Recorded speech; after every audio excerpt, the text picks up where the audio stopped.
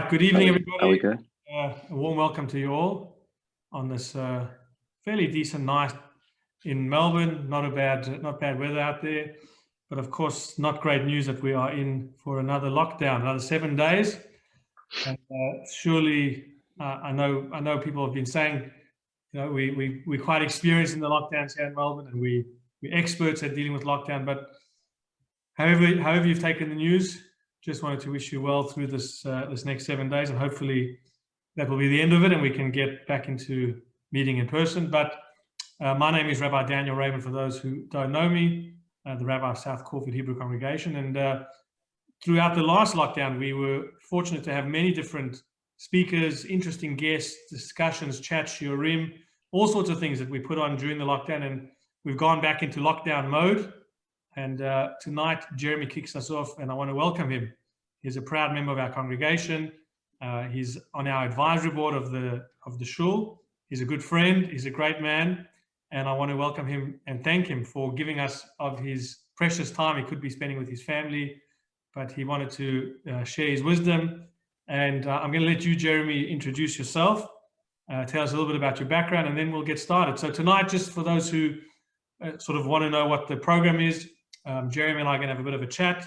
You can ask questions and just enjoy tonight. Just virtually get out, have a bit of a change of scenery from your office or your home, wherever you've been today. And if there's anything you want to ask Jeremy as we go through the talk, feel free to do so, or myself. But Jeremy, thank you so much again for agreeing to do this. You were very obliging. And I love your background. You're obviously going to have to tell us why you got all these knives behind you. Can you hear me okay, everyone? Yeah. Sounds great. Great.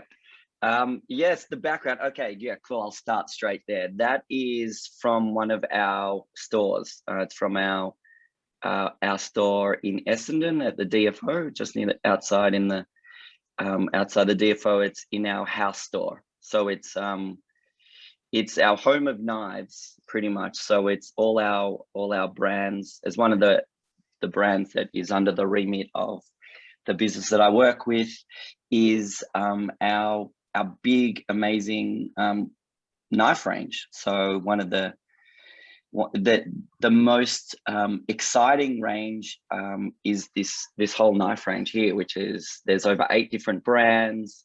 There's over 25 to 30 different knife blocks, Japanese, German, steel knives. It's an amazing experience. And it's in. What about a knife for a moil to do a bris? Yes, of course we got moiled knives. I think we can even customize them. I might have to chat to the CEO and see if we can customize them for you as well. Yeah. I did actually ask a moil at my at my nephew's bris. Went up to him and said, I could actually personalize your knife, and he looked at me very funny just after he did it, and I think he walked away, but there's still an opportunity. No, so that knife range is in all our stores, in our House Giftware and Robin's Kitchens stores, and it's a really exciting knife range, and we're the exclusive retailer for a brand that hopefully everyone knows on this call, but by the end of it, they will. It's a brand called Baccarat. So Baccarat is I'm going to call the most popular and the best-selling knife in the country. And yeah, so we're an exclusive retailer for the Baccarat range of knives and Baccarat products, which is also cookware as well. Beautiful. So Jeremy, look, people are probably wondering, why I found you so fascinating, why I asked you to come on tonight. And to me, I think obviously there's a lot I think you can add to everybody's life that we'll talk about tonight. But the thing that stuck out, and I think was on the flyer, I know it was on the flyer because I made the flyer.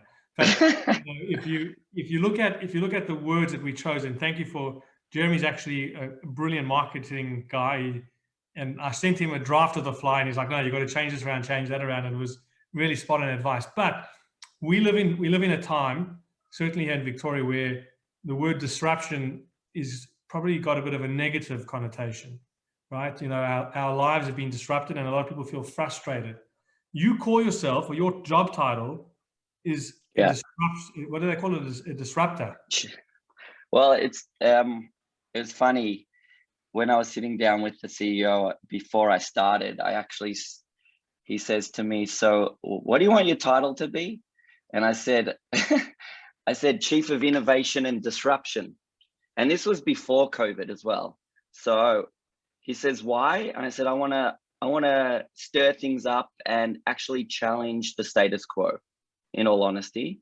And it was, how do you kind of look in not only yourself personally, but also within the business to actually challenge everything that everyone does, not to put them on the line, but also to make them achieve better, and to think, if someone else is going to challenge us, why don't we challenge ourselves better to not only achieve more, but get the most for the business. And yes, disruption was, when I first started, was a very challenging name, to be honest. Also daunting at time to the rest of the business as well. Like, someone's going to come and stuff things up and make you think differently and put you in an uncomfortable, out of your comfort zone. But then COVID happened, and then I think everything has been disrupted, and it's now a word that you have to embrace. And then the innovation piece is like an added complementary part to it, because disruption is one word, but innovation is another, and then it's kind of executing on that. And that's kind of a good segue into what I actually do, I suppose, Rabbi. Where you asked earlier what I actually do, in a bit of a background. I'll go very quick because I can talk for hours, as you know. Essentially, I work with a company called Global Media Brands. Global Media Brands is under the Global Retail Brands Australia group of companies that has over 250 retail stores, has over 2,000 staff, and works with over 50, 60 different brands. Those retail, and on top of that, we have probably 9 e-commerce solutions as well. So websites that are all, going through this current time of COVID, the whole online to offline, I call it, and someone was telling me we call it O2O, so online to offline and then offline to online, is a very exciting part. And within those stores, and we have the brands called, the retail stores called House Giftware, or House, which you'll probably see on house.com.au. Then we have Robin's Kitchens, robinskitchens.com.au. Then we have My House, which is a linen business that the business bought during COVID last year, and that was linen and bedding, primarily Sydney, Queensland based. But then now, over the last 3 weeks, we launched another retail group called House Bed and Bath, which is bedding and linen as well. And then we also have an online pet business as well called Pet House. And then, as I said earlier, exclusive relationships with such brands as Baccarat, which is hopefully in everyone's home in some way, whether it's a knife or a cook set or a gadget or something, as well as Alex, Liddy, Sofrito, and quite a few other brands. So yeah, that's a bit of the background. Look, Jeremy, that's awesome. But I want to get to the bottom line of this disruption, because I think a lot of people are, when you think about your lives, and as I said, we've all had our lives disrupted. Someone actually, our good cousin sent me a question. He said, "How do you actually develop skills to become a disruptor? How do you, what do you do every day to be someone who?" Now, I know that there's some people who are very good at disrupting things. I know a lot of them, but I think in life, and this is what I'd love to hear from you. You come into a business. You said to the CEO that you wanted this job. You're like, "I want to turn things around."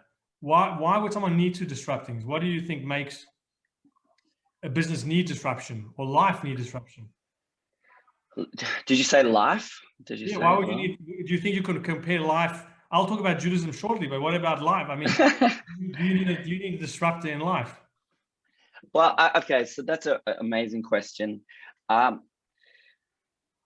think there's a lot of ways you can kind of look at it, but disruption, I think from personal experiences, I've been disrupted in many ways, I think.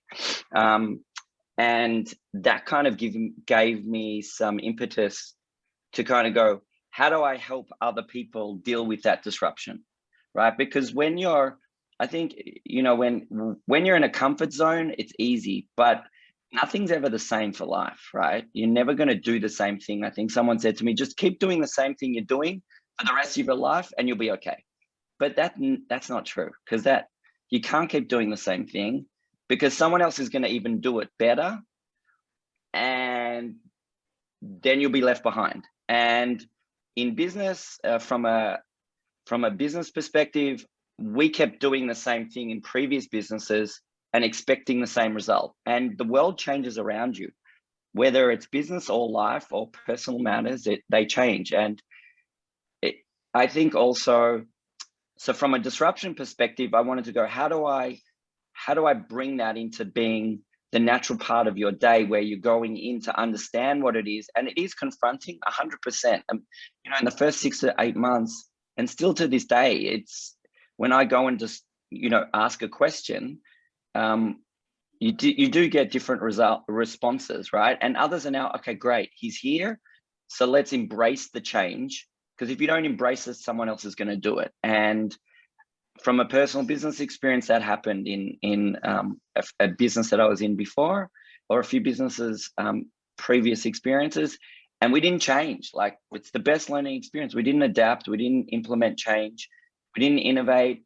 And for me, that's what I brought to this current role. And, you know, not everyone wants to change. That's okay. But then if you're expecting a different result and you want to grow, then you do need to innovate and change. Otherwise, someone else will do it bigger and better. And I can also say that I've had a lot of support from the senior executive team at the group to embrace such a role, because it is scary. Like, you know, some Michiganers going around trying to do crazy things, you know, like, in the end, not all of it works. But then if you don't try, you don't know. And then you just sit back wondering why you should have done something differently. And you have to have a group or an executive group willing to take that on and actually take that risk, because, you know, ideas are everything, but if you can't execute them, I think that's another thing. And in this day and age, creativity is one thing that not creative, and creative thinking is quite unique. And if you don't bring that to the table, then you kind of get caught in a rut, and then you wonder why you're not happy after a certain period of time, I suppose. You come in, so if you come into a business, right? And I think you said a key point just a moment ago, where you're saying it's not just about coming in and saying this is wrong, that's wrong.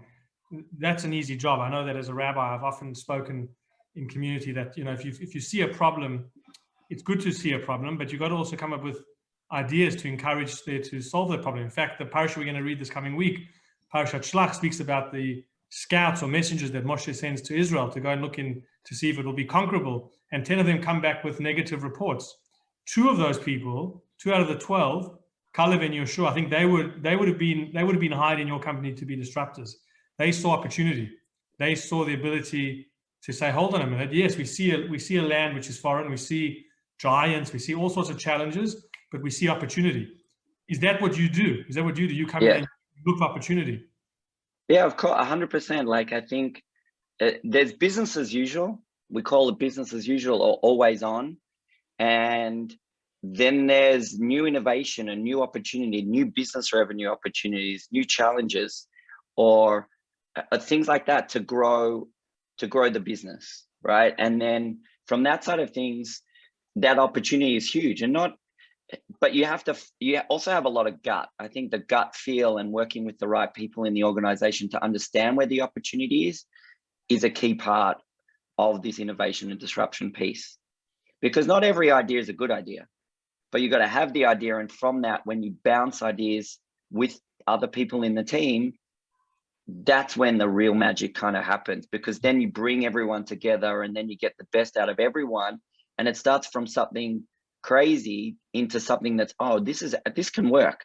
And then let's put a dollar value on it, or let's put an ROI on it, or let's put some cost to it, or let's, you know, a lot of the things that we've kind of done that I've done in the last 2 years with the team have started from just a basic idea, and then the idea's kind of grown and evolved and become really successful. And we do what's called, you know, an MVP, which is, you know, a minimum viable product, or an MDP, someone else was telling me, minimum desirable product kind of a approach, where you launch something and you learn and test and move fast.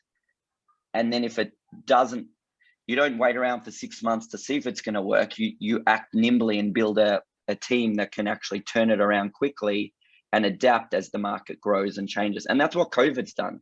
You know, everyone's had to adapt in a way and create new opportunities, whether it's online or offline, or, you know, whether it's whatever it is, in whatever kind of industry you're in, people are creating new things all the time.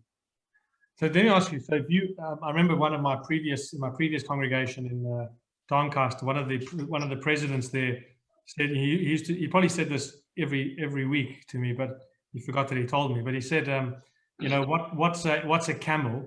And I said, what is a camel? He said, it's a horse designed by a committee. So, yeah. Obviously the message that he was trying, and obviously something which I believe in, is sometimes, you know, too much talk is not always going to make anything happen. So my question to you is, and maybe you can give some tips to people watching. There'd be obviously a range of different people who'll be watching this, and I think you can apply the principles, whether it's into a shul, whether it's in your family, whether it's in your business, whether you're an employee or employer. How do you, Jeremy Krause, and you said, you know, you told me personally, and I think, you know, you came into that company and you said, look, we got to really get our online business going, and then you seem to be a prophet as well. That, you know, shortly afterwards, COVID struck, and like the online game was so crucial. I'm a prophet. Oh my God! Am I allowed to say that? Yes, I wish I was a prophet. Prophets were the greatest disruptors, by the way, because they came and told everybody, don't do this, don't do that, you got to change. So I'll call you Jeremy the prophet. No, but going back to my question, what are the ways, what are the skills that you possibly, and it might just be charisma, it might be just your vision and your positivity, but how do you get people to buy into your disruption, that you want to change things up? What are the ways to do that? You're right. I think, you know, it is about your personality, and your persona, I think, is a big thing. It's, I think you've probably seen those YouTube videos where, you know, they're like a person's telling a baby a story, and they could say the worst story to a baby. I don't know if you've seen it, the worst story, but they're saying it so nicely. The baby doesn't understand what you're saying, right?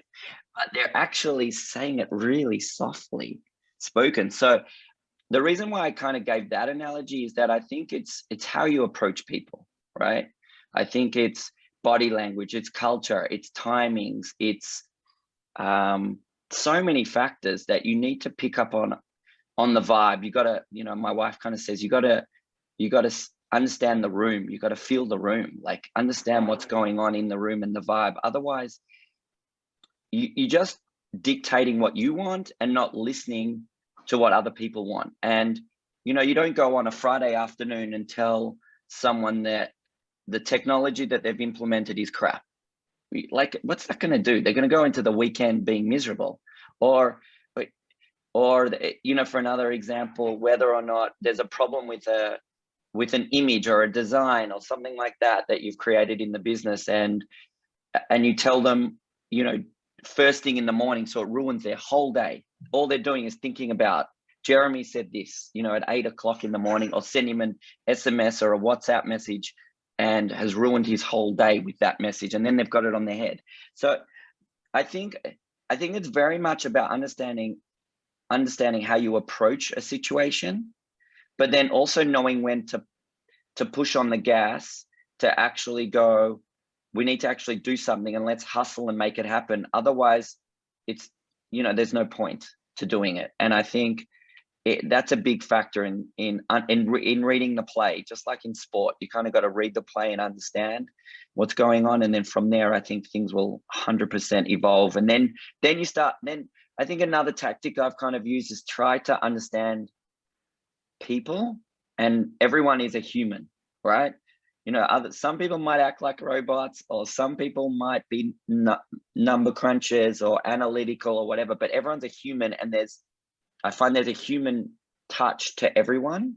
And if you can find that chord, and 100%, I haven't worked everyone out in the company, but I'm trying. You can find something that strikes a chord that makes a difference, and then that will make it easier when you want to talk about business related activity or something to make it happen. And there's so many techniques and tactics that I kind of implement, but there's some of the key ones that you kind of that I kind of implement all the time. Brilliant. Now, this might get a little bit not so business oriented, but I think the same principles. You're also a family man, and I've had a privilege of getting to know your family. Do you think there's a role in a family for this concept of innovation and disruption? How would that dynamic work within a family structure? Like, would those tools or those concepts be relevant in that field? 100%. I think, yeah. In every family, I think there's a form of disruption and innovation in every family, whether it's a child telling you, like, if it's a child telling you to get lost, or it's a child not giving you a hug or a kiss in the morning, it's a form of disruption. Or if it's them on their phone or their iPad upstairs for 8 hours straight and coming down just to get some chips and a drink and then walking back upstairs and grunting, I think that's a form of disruption, but it's how you deal with it as a parent, which I think is the biggest challenging piece, right? Not to sound like a prophet, but I think there's a different way of handling every form of disruption in whatever way it comes, but I think you have to kind of embrace it and then learn from it and try different tactics all the time, because you want your kids and you want your family and you want everyone to grow together as a family or as a team.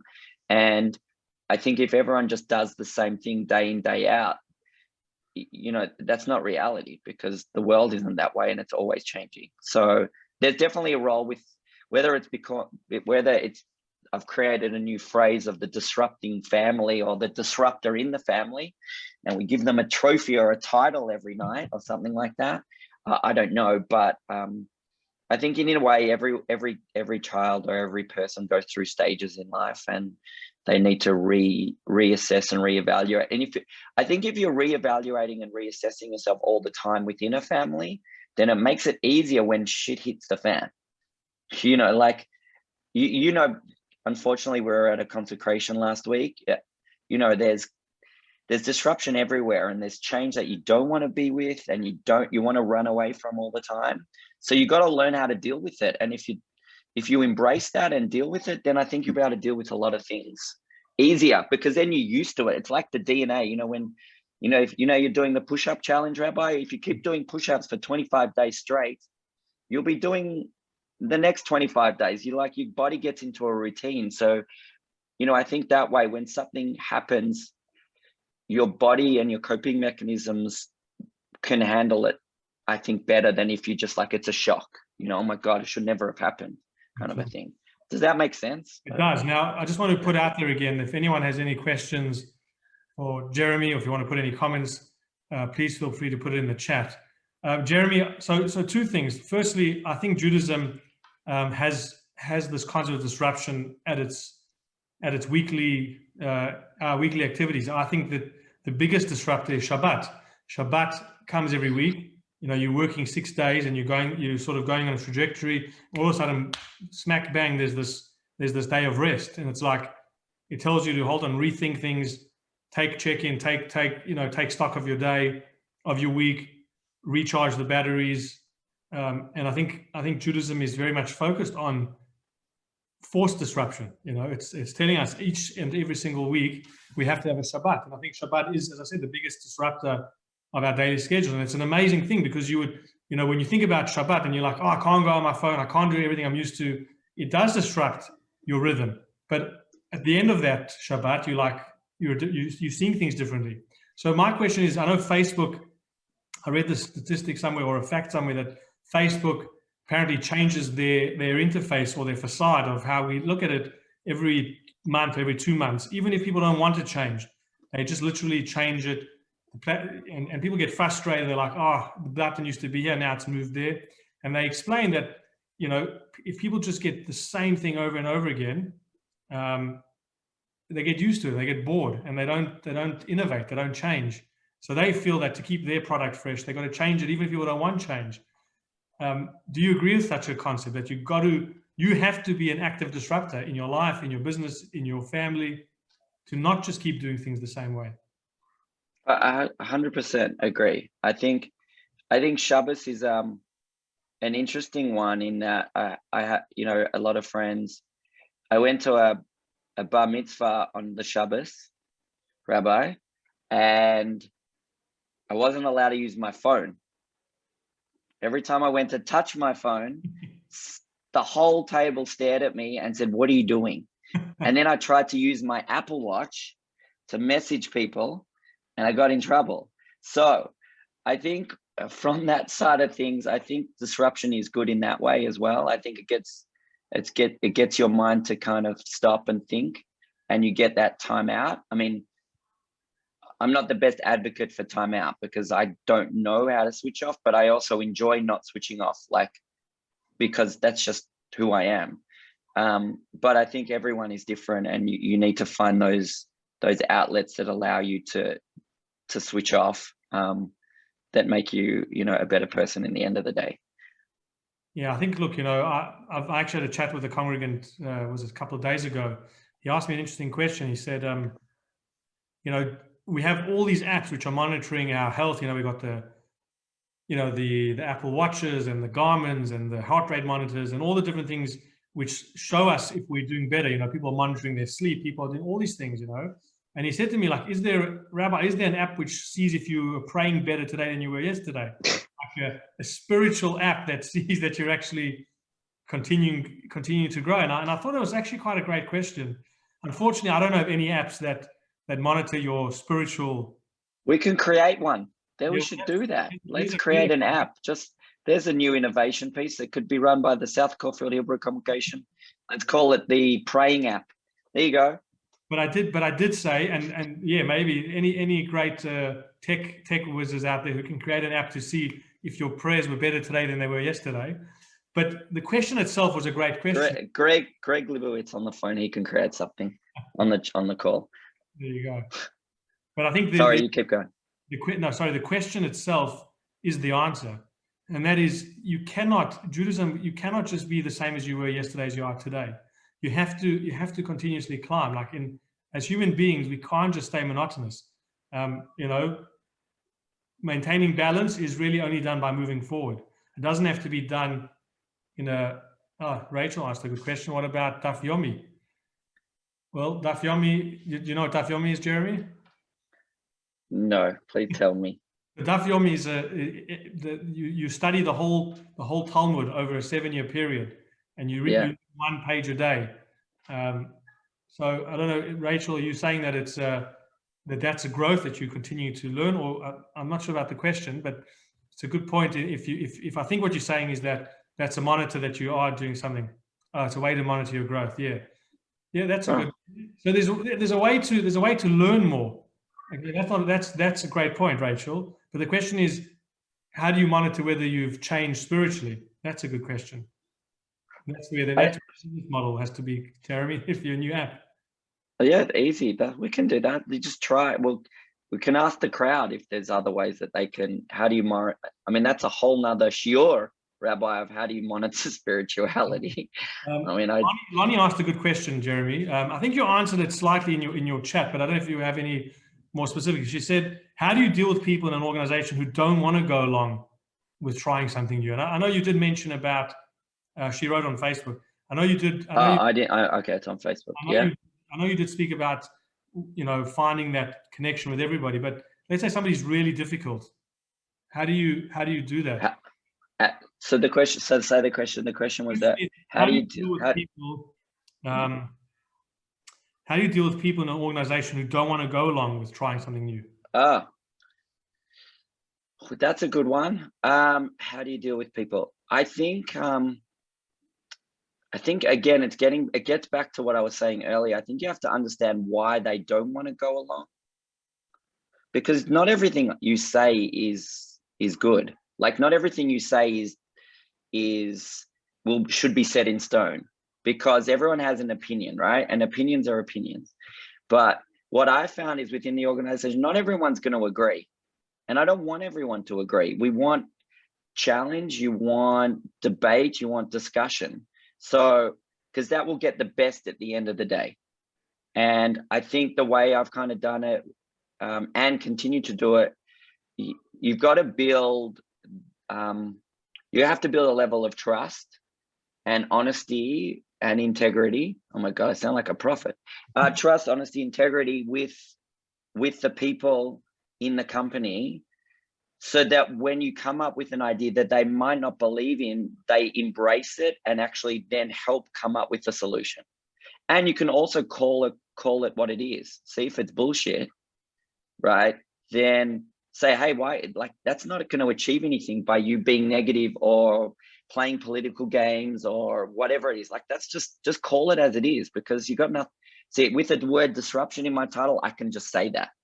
So that's one benefit that I've had. I just can call it as it is and say, hey, like that's not cool. Or, you know, why are you saying that? Like, what's the benefit of what you're saying by going against it? Or if someone goes behind your back, you just confront the issue straight away and approach that person and say, hey, we're all in this together. We have one goal.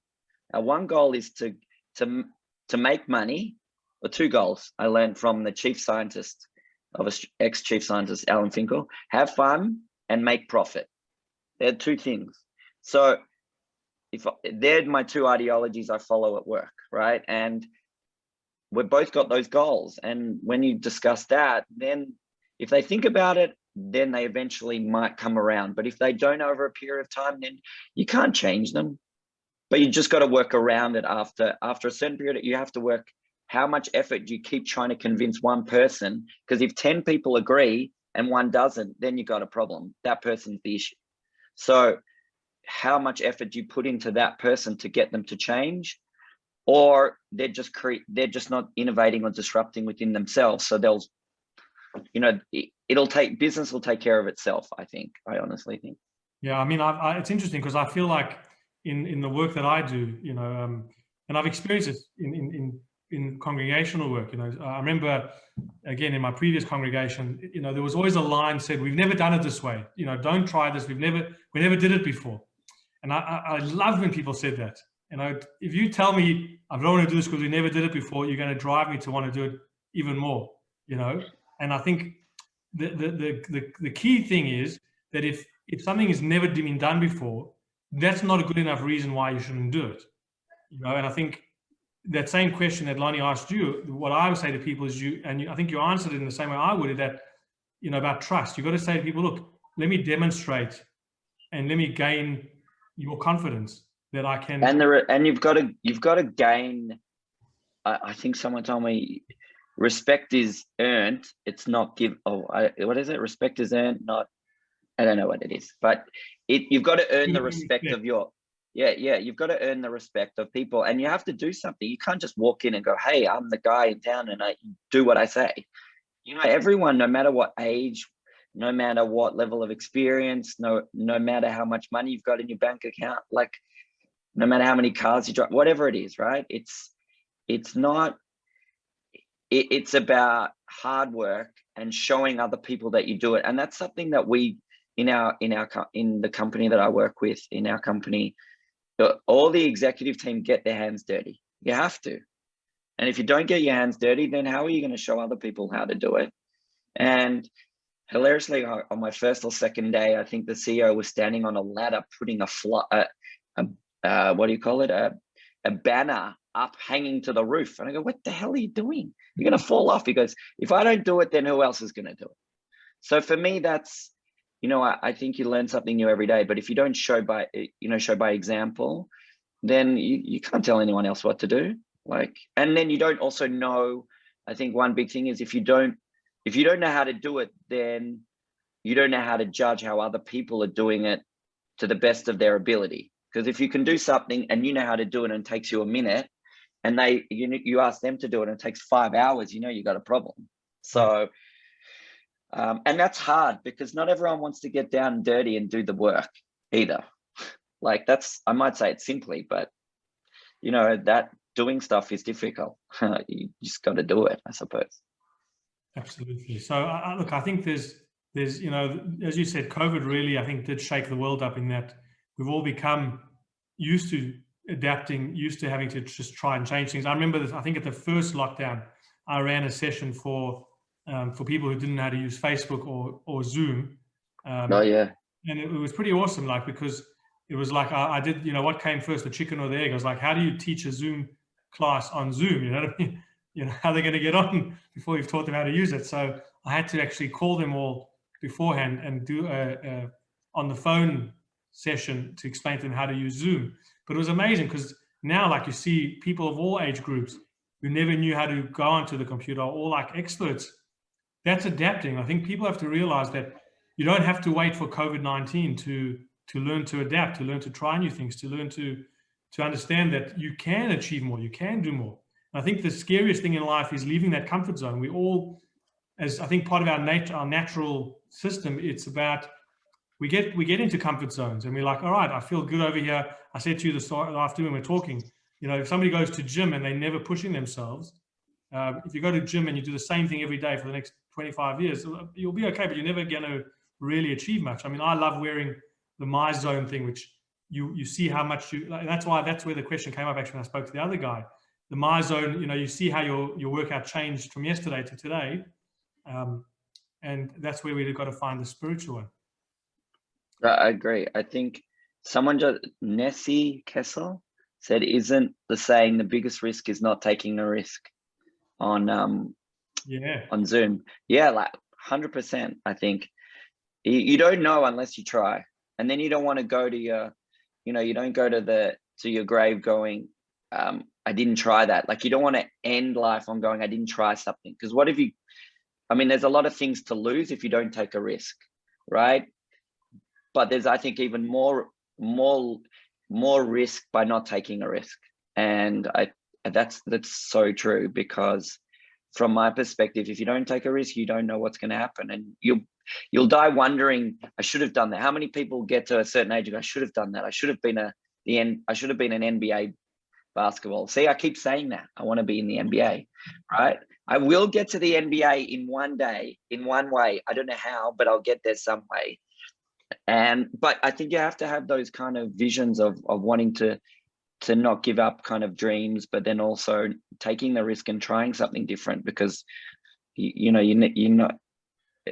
going to hurt yourself by trying something different. I don't think. Yeah. How do you keep inspired yourself, Jeremy? How?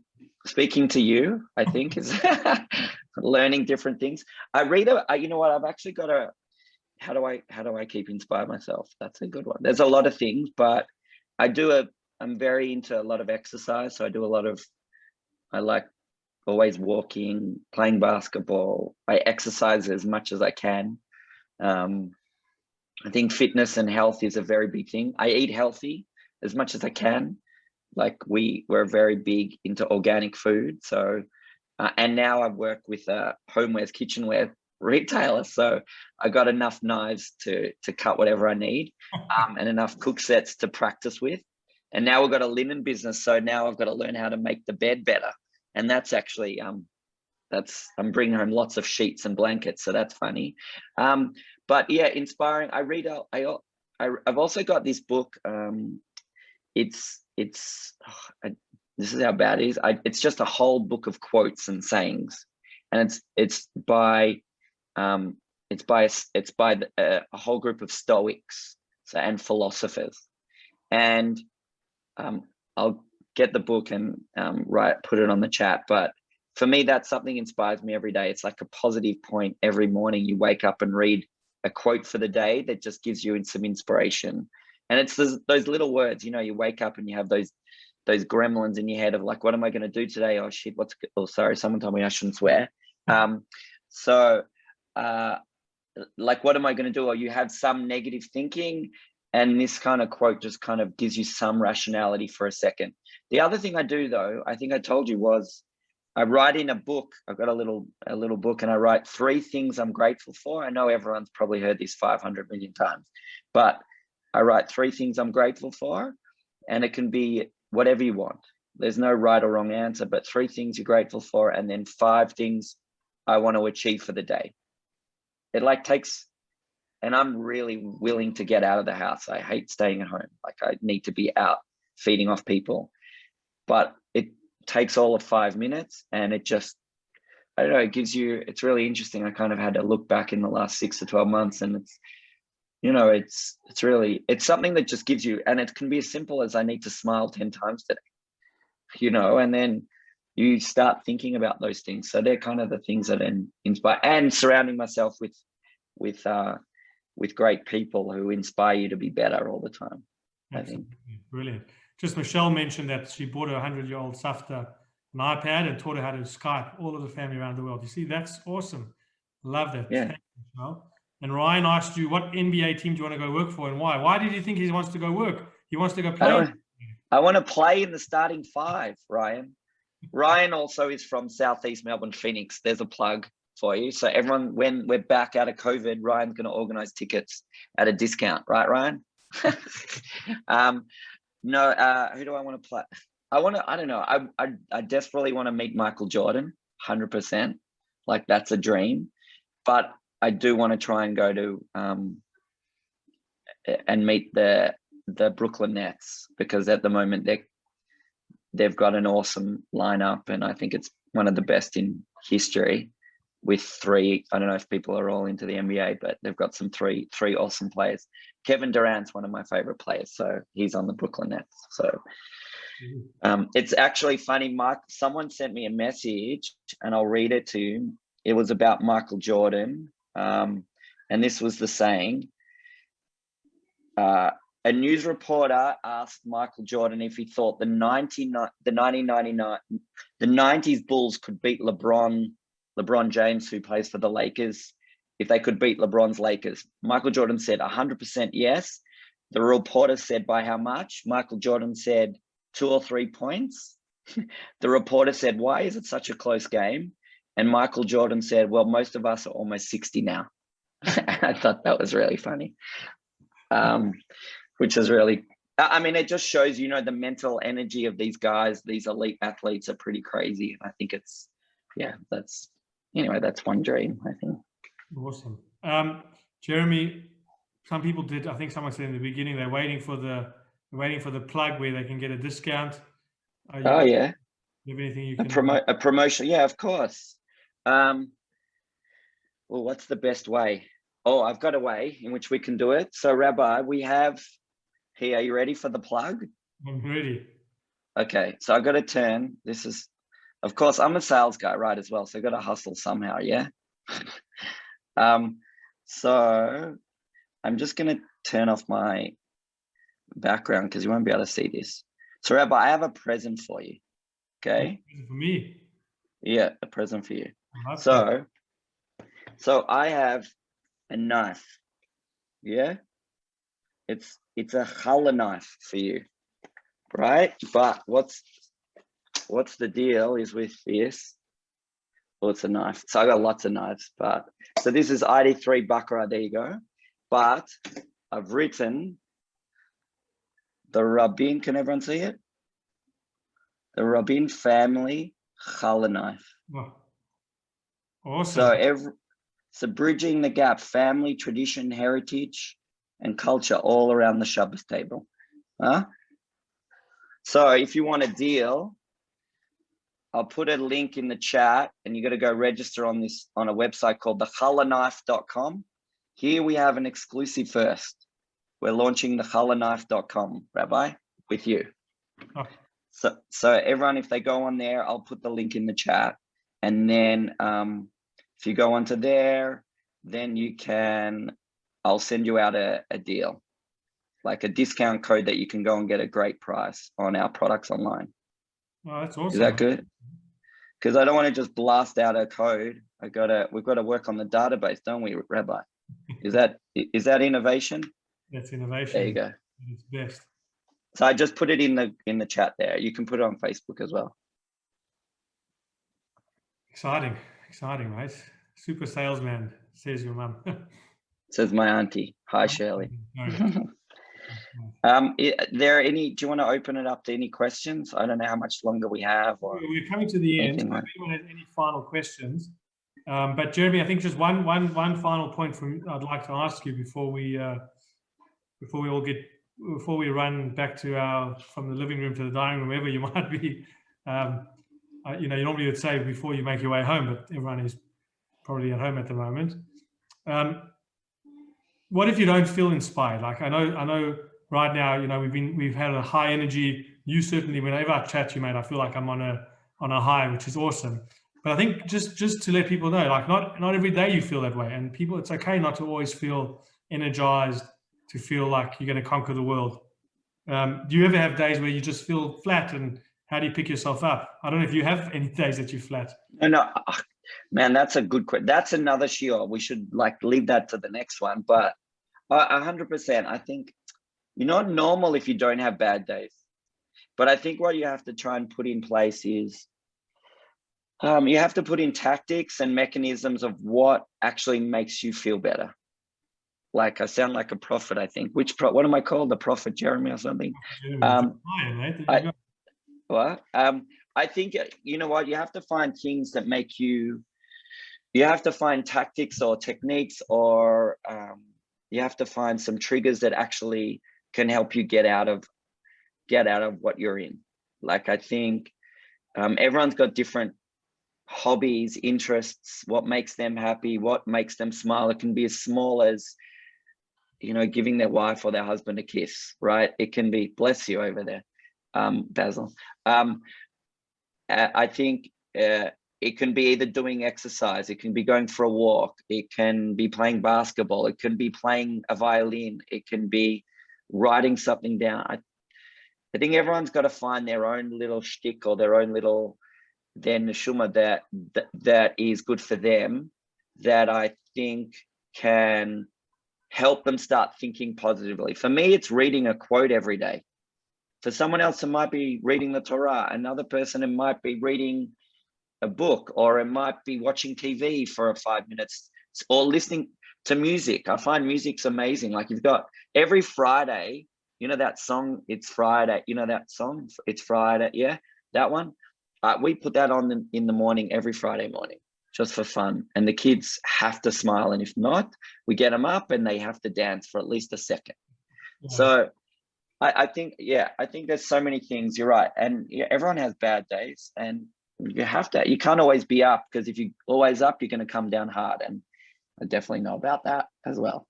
Yeah, exactly. Now, just before we conclude, I just want to let everyone know that, of course, as I mentioned in the beginning, through lockdown, we've got lots going on, keep you entertained every night. Tomorrow night, I'm going to be joined with a rabbi from Sydney, Rabbi Paul Lewin. We're going to have a chat about the parasha. Friday, before Shabbat, we're going to have a pre-Kabbalat Shabbat with Chazan Greg. And on Motzei Shabbat, Saturday night, a Havdalah ceremony. And then next week, Sunday night, we've got Bev Sacco doing a talk on Lithuanian history. Monday night, we're having the Rabbi and Rebbitzin from Nigeria joining us. So that's going to be really fascinating to hear about their work. Tuesday night, we've got Cindy Kruse going to talk about her work in South African prisons. Wednesday night, we've got Lauren Stifer, who's going to talk about, she wants to get 1 million kids reading. Awesome stuff. And then Thursday night, the Rebbitzin will do another awesome baking session. So lots happening. Stay tuned with us. Let's get through this lockdown as best as we can. And if you need to reach out to myself, to the Rebbitzin, to the Chazan, to any of our board members, to Jeremy, please do so. Please feel free to do so. And I think just be there for each other, you know. And I don't like the expression "we're all in this together," because everybody's got a different situation, but we can all be there for each other. That we can do. I agree, 100%. All right. Thank you, everybody, for joining us. Thank you. Speak to you soon, and hope everyone stays strong and do 1 push-up every morning for the rabbi. Thank you. All right. Thank you. I'm going to end the live stream.